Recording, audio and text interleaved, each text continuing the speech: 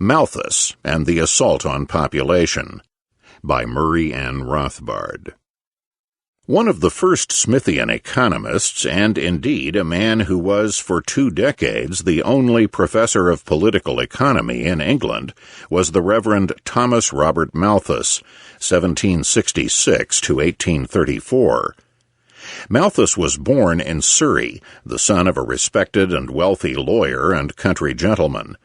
Malthus graduated from Jesus College, Cambridge, in 1788 with honors in mathematics, and 5 years later became a fellow of that college.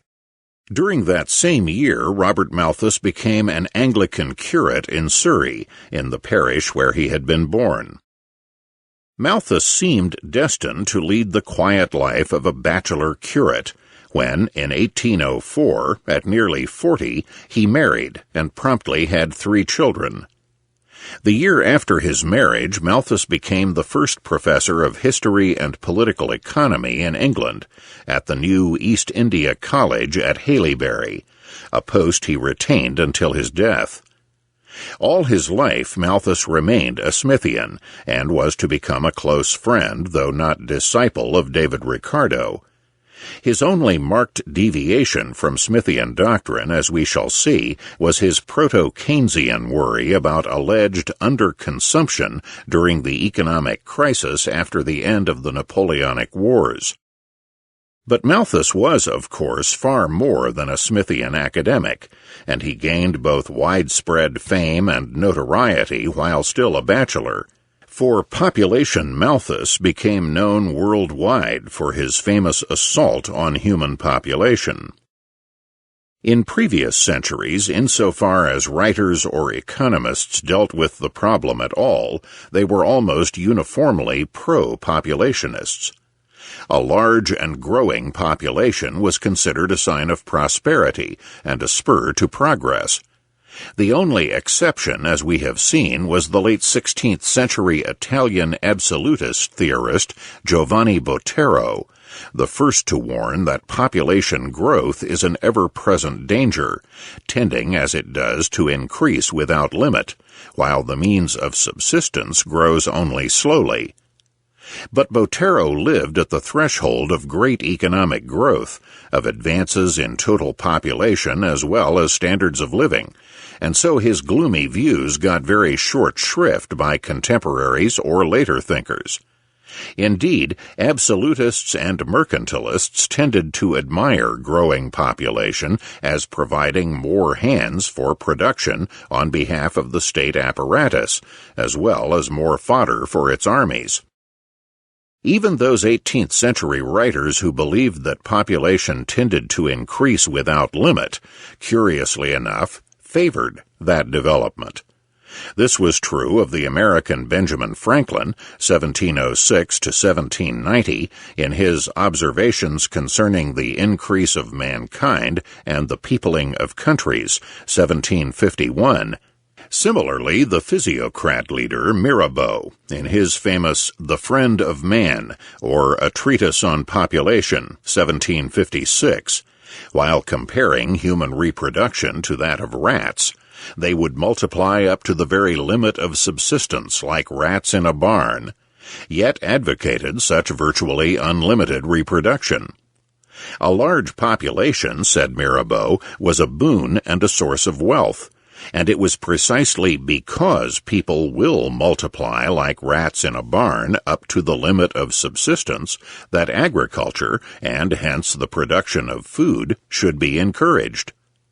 Mirabeau had picked up the rats in a barn metaphor from Cantillon, but unfortunately did not inherit Cantillon's highly sensible and sophisticated optimum population realization that human beings will flexibly adjust population to standards of living, and that their non-economic values will help them decide on whatever trade-offs they may choose between a slightly larger population or a smaller population and higher standards of living. Mirabeau's co-leader of physiocracy, François Quesnay, however, converted him to a gloomy view of the influence of the alleged tendency to unlimited population growth on standards of living. Adam Smith, Malthus's standard-bearer in economics, managed in a typically confused and contradictory fashion, at one and the same time, to provide Malthus with all his ammunition for gloom and doom, while remaining a cheerful proponent of large and growing numbers of people.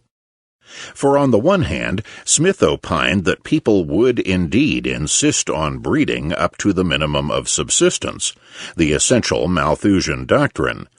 But on the other, Smith asserted cheerfully that the most decisive mark of the prosperity of any country is the increase of the number of its inhabitants. At about the same time that Adam Smith was sinking into confusion and paving the way for the unfortunate anti-population hysteria of Robert Malthus, the unheralded Abate Antonio Genovese, the first professor of economics on the continent at the University of Naples, was pointing the way to a very different solution to the population question. In his Lezione di Economia Civile, 1765, this excellent utility-value theorist was reminiscent of Cantillon's insight about an optimum population. Under any given conditions, he pointed out, population can either be too large or too small for optimum happiness or living standards. Robert Malthus was moved to consider the population question by wrestling in friendly and repeated argument with his beloved father, Daniel, a fellow country squire in Surrey. Daniel was a bit of a radical and was influenced by the utopian and even communistic opinions of the day. He was a friend and great admirer of the French radical Jean-Jacques Rousseau. The 1790s was the era of the outburst of the French Revolution, and it was a decade when ideas of liberty, equality, utopia, and revolution were very much in the air. One of the most popular and influential radical works in England was William Godwin, 1756 to 1836's Inquiry Concerning Political Justice, 1793, which was for a time the talk of England. Godwin, son and grandson of dissenting ministers, had himself been a dissenting minister when he lapsed into secularism and became a radical theorist and writer.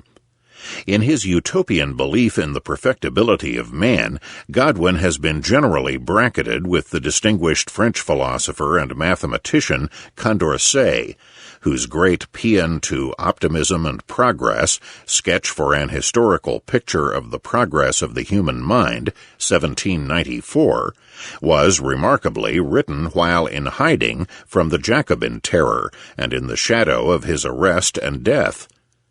But the two optimists were very different.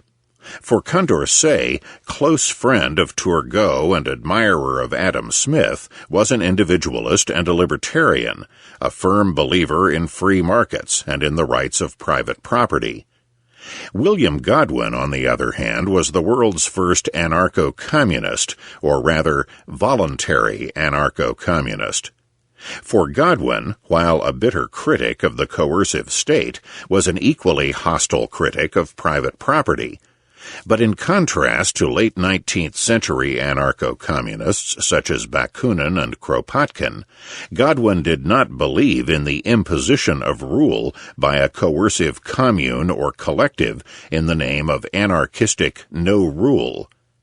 Godwin believed not that private property should be expropriated by force, but that individuals, fully using their reason, should voluntarily and altruistically divest themselves of all private property to any passer-by.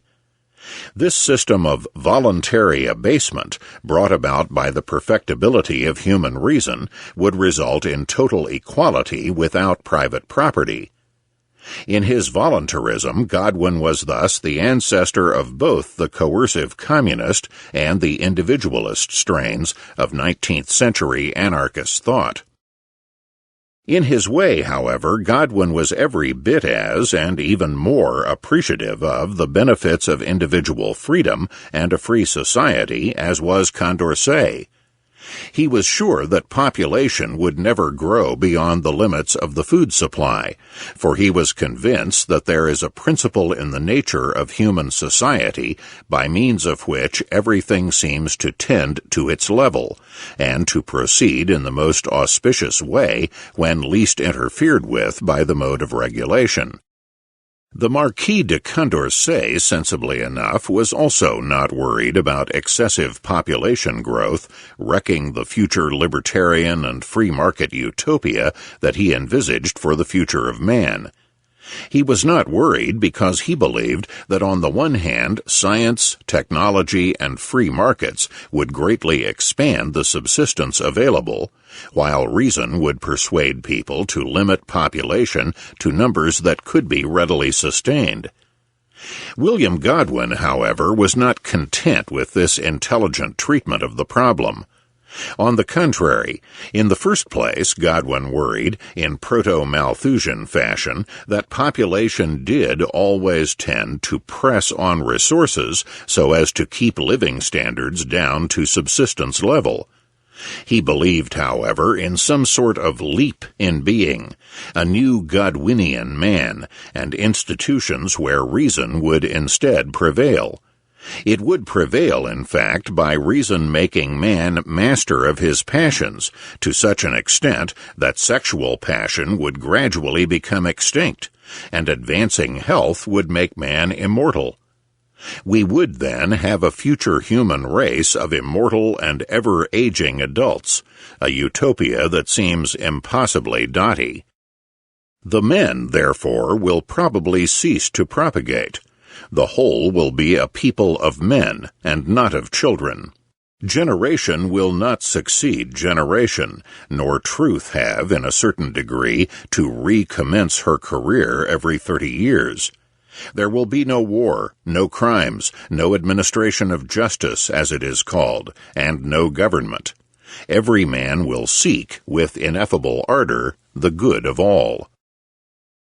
William Godwin had learned of the alleged eternal pressure of population down to subsistence from Dr. Robert Wallace, 1697 to 1771, a Scottish Presbyterian minister who had set forth his allegedly utopian government in his Various Prospects of Mankind, 1761.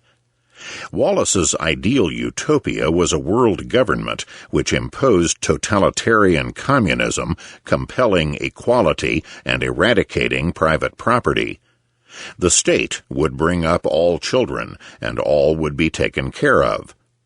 The fly in the ointment, however, the serpent in Eden, would be population growth. The marvelous conditions provided by world communism would lead to population growing so rapidly that mass misery and starvation would prevail. As Wallace lamented, under a perfect government the inconveniences of having a family would be so entirely removed, children would be so well taken care of, and everything become so favorable to populousness, that mankind would increase so prodigiously that the earth would at last be overstocked, and become unable to support its numerous inhabitants.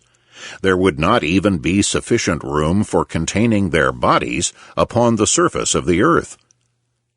Hence, utopian communism would have to be abandoned. William Godwin was too ready to accept Wallace's mechanistic worry about population growth, but thought rather bizarrely that the withering away of sex would provide the cure for Wallace's problem and ensure that egalitarian anarcho-communism would prevail. Daniel Malthus was just the sort of man to be deeply impressed by the Godwinian utopia, and he and his son Robert spent many happy hours arguing over Godwin's Political Justice, its second edition, 1796, and his follow-up collection of essays, The Inquirer, 1797. Robert decided to write a book clobbering these utopian fantasies once and for all, and dredged up the specter of population growth as the inevitable rock upon which such fantasies would inevitably founder and collapse. Hence the publication in 1798 of the first edition of Malthus's immensely popular and controversial Essay on the Principle of Population as it affects the future improvement of society. The essay went through 5 more editions in Malthus' lifetime, gained him the nickname of Population Malthus, and gave rise to literally millions of words of heated controversy. There was virtually nothing in Malthus' essay that had not been in Giovanni Botero 2 centuries earlier, or, for that matter, in Robert Wallace. As in Botero, all improvements in living standards are in vain, giving rise to an immediate and deadly pressure of population growth upon the means of subsistence. Once again, such mechanistic burgeoning of population can only be limited by the positive check of war, famine, and pestilence, supplemented by the rather weak preventive check of fewer births spurred by continuing starvation, preventive or negative check. There is only one thing that Malthus added to the Botero model: the spurious mathematical precision of his famous statement that population tends to go on doubling itself every 25 years, or increases in a geometrical ratio, while the means of subsistence increase in an arithmetical ratio. It is not easy to see why Botero's anti-population hysteria was properly and understandably ignored in an age of joint growth in population and living standards, while Malthus, writing in a similar period of growth, should sweep the Western world. One reason was undoubtedly the fact that Malthus set himself with verve and self-assurance against the highly popular and influential writings of Godwin, as well as against the ideals of the French Revolution. Another was the fact that, by the time his essay appeared, British intellectuals and public were turning rapidly away from the French Revolution in a burst of reaction, oppression, and continuing war against France. Malthus had the good fortune of being in tune with the latest twist of the zeitgeist. But a third element explained his instant renown: the spurious air of the scientific that his alleged ratios gave to a doctrine in an age that was increasingly looking for models of human behavior and its study in mathematics and the hard physical sciences. For spurious Malthus's ratios undoubtedly were. There was no proof whatever for either of these alleged ratios. The absurdly mechanistic view that people, unchecked, would breed like fruit flies cannot be demonstrated by simply spelling out the implications of the alleged doubling itself every 25 years. For example, taking the population of the world at any number, 1,000 millions, for instance, the human species would increase in the ratio of 1, 2, 4, 8, 16, 32, 64, 128, 256, 512, and so forth, and subsistence as 1, 2, 3, 4, 5, 6, 7, 8, 9, 10, and so forth. In 2 centuries and a quarter, the population would be to the means of subsistence as 512 to 10. In a few more centuries, at the same rate, the ratio of population to subsistence would begin to approach infinity. This is scarcely demonstrable in any sense, certainly not by referring to the actual history of human population, which in most of Europe remained more or less constant for centuries before the Industrial Revolution. Still less is there proof of Malthus' proclaimed arithmetical ratio, where he simply assumes that the supply of food will increase by the same amount for decade after decade. Malthus' one attempt at proof of his ratios was extraordinarily feeble. Priding himself on relying on experience, Malthus noted that the population of the North American colonies had increased for a long while in the geometric ratio of doubling every 25 years.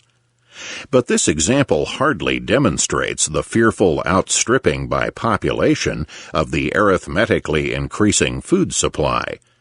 For, as Edwin Cannon astutely notes, this population must have been fed, and consequently the annual produce of food must also have increased in a geometrical ratio. His example proved nothing. Cannon adds that by the 6th chapter of his essay, Malthus seems to have had some inkling of this objection to his argument, and he tries to reply in a footnote that, in instances of this kind, the powers of the earth appear to be fully equal to answer all the demands for food that can be made upon it by man. But we should be led into an error if we were thence to suppose that population and food ever really increase in the same ratio. But since this is precisely what had happened, Malthus is clearly totally unwitting that the second sentence in this note is in flat contradiction to the first. Malthus' pessimistic conclusion about man thus contrasted with the optimism of his beloved Adam Smith, as well as with Godwin. For if the inexorable pressure of population growth is always and everywhere destroying any hope of living standards being above subsistence, then the result is not only gloomy for any communist or egalitarian utopia, it provides an equally gloomy prognosis for the free market society envisioned by Smith, or far more consistently by Condorcet. Yet, unfortunately, in his understandable eagerness to demolish the case for egalitarian communism, Malthus threw out the baby with the bathwater, and also cast an unnecessary pall on the far more rational utopian prognoses of the free society and private property by Smith and especially Condorcet. It was easy for Malthus to dismiss brusquely Godwin's absurd reliance on the demise of sex to solve the problem of overpopulation, but his treatment of Condorcet's position was far less cogent. For the sophisticated French aristocrat had strongly implied that birth control played a major role in his optimism about the libertarian future, while modern neo-Malthusians are enthusiastic not only about birth control, but also sterilization and abortion as means of family planning. The conservative Malthus drew back in horror from any hint of such measures, which he saw simply as vice. Malthus denounced Condorcet's solution as either a promiscuous concubinage, which would prevent breeding, or something else as unnatural. To remove the difficulty in this way will surely, in the opinion of most men, destroy that virtue and purity of manners which the advocates of equality and of the perfectibility of man profess to be the end and object of their views. A sally that might apply neatly to Godwin, but scarcely to Condorcet, for whom purity was scarcely an overriding concern. In fact, Malthus held out little hope for mankind. His one practical proposal was the gradual abolition of the poor law, and especially of the idea of the right of the poor to be supported by the state. That would discourage excessive breeding among the poor. All in all, Schumpeter's scathing assessment of the essay of 1798 was well deserved. Malthus, he wrote, held that population was actually and inevitably increasing faster than subsistence, and that this was the reason for the misery observed. The geometrical and arithmetical ratios of these increases, to which Malthus seems to have attached considerable importance, as well as his other attempts at mathematical precision, are nothing but faulty expressions of this view, which can be passed by here with the remark that there is, of course, no point whatever in trying to formulate independent laws for the behavior of two interdependent quantities. The performance as a whole is deplorable in technique and little short of foolish in substance.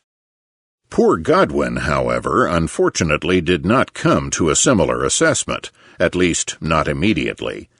He was, after all, not a scholar of population theory, and he had no immediately effective reply. It took Godwin all of 2 decades to study the problem thoroughly and come to an effective refutation of his nemesis. In On Population, 1820, Godwin came to the cogent and sensible conclusion that population growth is not a bogey, because over the decades the food supply would increase and the birth rate would fall. Science and technology, along with rational limitation of birth, would solve the problem. Unfortunately, Godwin's timing could not have been worse. By 1820, the aging Godwin, along with utopianism and even the French Revolution, had been forgotten in Great Britain. His excellent rebuttal went unread and unsung, while Malthus continued to tower over all as the much-admired final word on the population question. His essay being world-famous and Godwin and Condorcet, as he believed, effectively disposed of, Malthus now decided to spend some years actually studying the population problem. Remarkably, Malthus' second edition of the essay in 1803, on which all 5 future editions were based, was a very different work. In fact, Malthus' essay is one of the rare works in the history of economic thought whose second edition, in effect, totally contradicted the first.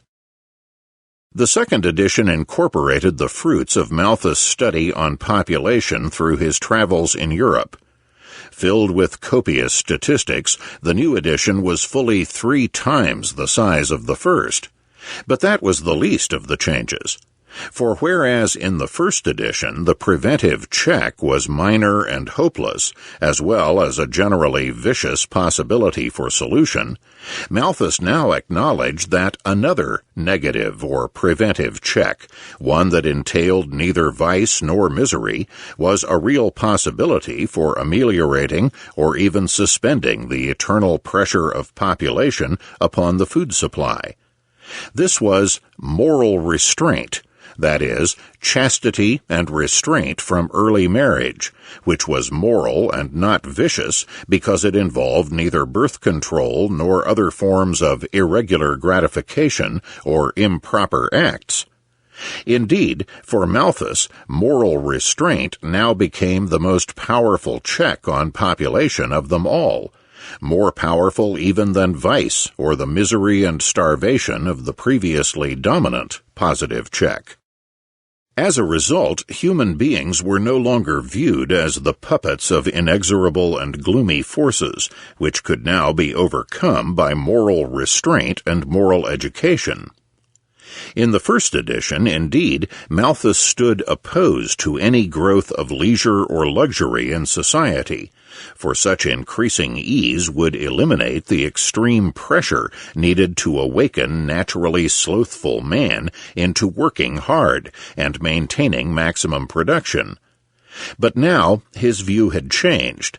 Now Malthus realized that if the poor were to acquire the qualities of the middle class, and hence a taste for the conveniences and comforts of life, they would be more likely to exercise the moral restraint necessary to maintain that way of life. As Malthus now wrote, it is the diffusion of luxury, therefore, among the mass of the people that seems to be most advantageous. Malthus now emphasized another proposed moral reform in keeping with his new position, that people try to reduce the number of children by marrying at a later date. Such moral restraint, he was now convinced, entailed neither of the two dread checks of vice or misery. Alexander Gray's discussion of this theme is marked by his characteristic insight and wit.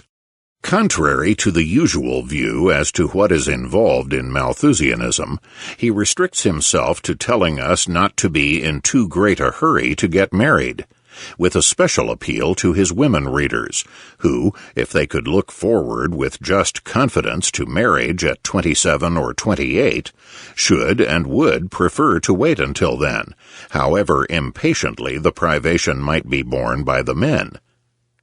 This is the voice of a dear and kindly old uncle, rather than the monster for whom Malthus has so frequently been mistaken, and it is as ineffective as the advice of an uncle in such matters usually is, for even with marriage at 28, there is time for a disconcerting and devastating torrent of children. Oddly enough, however, Malthus' new view was not very far removed from his enemy Godwin's invocation of virtue, prudence, or pride in limiting the growth of population.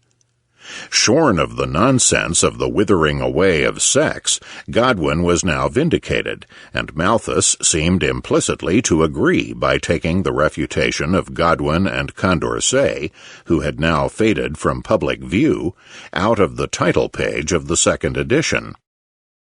Unfortunately, however, Malthus never acknowledged any change whatever. Godwin rightly complained that Malthus had co-opted his own major criticism without credit or even acknowledging the abandonment of his own views. Malthus maintained from 1803 onwards that his thesis had not at all been changed, but only elaborated and improved. His changes were stuck into the text in passing, while he continued to place great importance upon his arbitrary ratios. His changes were evasive rather than frank. For example, in his second edition, Malthus quietly removed the self-contradictory note in which he denied that food could ever increase geometrically, or as much as population. In fact, he virtually admits that food has sometimes increased geometrically in new colonies, that is, in North America. Instead, he now confined his self-confident assertions to prophecy, a prophecy which the growth of living standards in England proved to be wrong within his own lifetime. And yet, Malthus continued to write that his ratios were self-evident, even though he conceded that it was impossible to find out what the rate of increase of unchecked population would actually be. In the end, as Cannon justly declares, the essay on the principle of population falls to the ground as an argument, and remains only a chaos of facts collected to illustrate the effect of laws which do not exist. Malthus, in fact, had executed a cunning and successful tactical maneuver. He had introduced enough qualifications and concessions to fuzz over his argument. He and his followers could maintain the full arrogance and error of the first edition, and then, if challenged, beat a clever retreat by bringing up the qualifications and asserting that Malthus had anticipated and met all the charges against him. He was able to maintain the hard-nosed position of his first edition while being able to fall back on the cloudy concessions of his second. As Schumpeter writes, the new formulation made it indeed possible for adherents to this day to take the ground that Malthus had foreseen and accounted for practically everything opponents might say. He adds that this does not alter the fact that all the theory gains thereby is orderly retreat with the artillery lost. Unfortunately, however, neither Malthus' followers nor even many of his astute critics realized this point, and so Malthus and his followers had ensconced themselves in the security of a theory that, regardless of the facts, could never be refuted. Or they could fall back on what Schumpeter calls the horrible triviality that if, indeed, population increased geometrically forever, and food barely increased at all, then enormous crowding and misery would result. Unfortunately, Malthus' own self-serving interpretation of the changes of his second edition was adopted by nearly all his contemporaries, friends and critics alike, as well as by historians until recent years. Most of Malthus' readers, for one thing, had been swept away by the verve and panache of his first edition, and simply didn't bother reading the much longer and stodgier second. Instead, they simply and conveniently interpreted the new material as merely empirical documentation of Malthus' original thesis. Even his more thoughtful readers interpreted moral restraint as just another negative check on population, a mere refinement of the basic theory. And so, thus protected and interpreted, Malthus' fallacious and inchoate principle of population carried the day, and adopted enthusiastically by Ricardo and his followers was to become enshrined into British classical economics. As we shall see further in Volume 2, even though Nassau W. Sr. in effect devastatingly refuted Malthus, his own piety toward Malthus and his image allowed Malthusianism to remain at least officially enshrined in economic thought. It is an unfortunate story. Thus, as Schumpeter writes, the teaching of Malthus' essay became firmly entrenched in the system of economic orthodoxy of the time, in spite of the fact that it should have been, and in a sense was, recognized as fundamentally untenable or worthless by 1803. It became the right view on population, which only ignorance or obliquity could possibly fail to accept. Part and parcel of the set of eternal truth that had been observed once for all. Objectors might be lectured if they were worthy of the effort, but they could not be taken seriously. No wonder that some people, utterly disgusted at this intolerable presumption, which had so little to back it, began to loathe this science of economics quite independently of class or party considerations, a feeling that has been an important factor in that science's fate ever after. Certainly the triumph of the Malthusian fallacy played an important role in the common view that the science of economics itself was and is cold, hard-hearted, excessively rational, and opposed to the lives and welfare of people. The idea of economics being anti-human reached a bold and unforgettable expression in Dickens' Scrooge, the caricature of a Malthusian who cackled that poverty and starvation would be helpful in reducing the surplus population. In the last half of the 19th century, as Schumpeter writes, the interest of economists in the population question declined, but they rarely failed to pay their respects to the shibboleth. Then, in the early decades of the 20th century, at the very same time as the birth rate in the Western world began to decline sharply, economists revived their interest in Malthusian doctrine. Schumpeter's irony was properly bitter. An ordinary mortal might have thought that the fall in the birth rate and the rapidly approaching goal of a stationary population should have set worrying economists at rest. But that mortal would thereby have proved that he knew nothing about economists. Instead, at the same time that more economists stressed Malthusianism, others stressed precisely the reverse. While some of them were still fondling the Malthusian toy, others zestfully embraced a new one.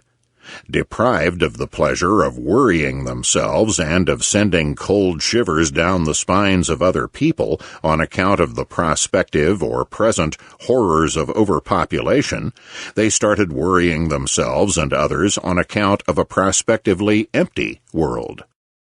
By the 1930s, in fact, economists and politicians were howling about the imminence of race suicide and an excessively falling birth rate. The Great Depression, as we shall see, was blamed by some economists on a birth rate which had started falling decades before. Governments such as France, mindful also of their need for cannon fodder, gave bounties to large families. Then, by the 1960s and 1970s, anti-population hysteria arose again, with ever more strident calls for voluntary or even compulsory zero population growth. And countries such as India and China experimented with compulsory sterilization or compulsory abortion. Characteristically, the height of the hysteria in the early 1970s came after the 1970 census in the United States noted a significant decrease in the birth rate and the beginnings of an approach toward a stationary state of population. It was also observed that various third-world countries were beginning to see a marked slowing of the birth rate, a few decades after the fall in death rate due to the infusion of Western advances in medicine and sanitation. It looked again as if people's habituation to higher living standards will lead them to lower the birth rate after a generation of enjoying the fruits of lower death rates. Population levels will indeed tend to adapt to maintain cherished standards of living. It looks as if Godwin was right, that given freedom, individuals in society and the marketplace will tend to make the correct birth decisions. The Ludwig von Mises Institute hopes you have enjoyed this audio Mises Daily. For a world of free market literature, media, and discussion, visit Mises.org.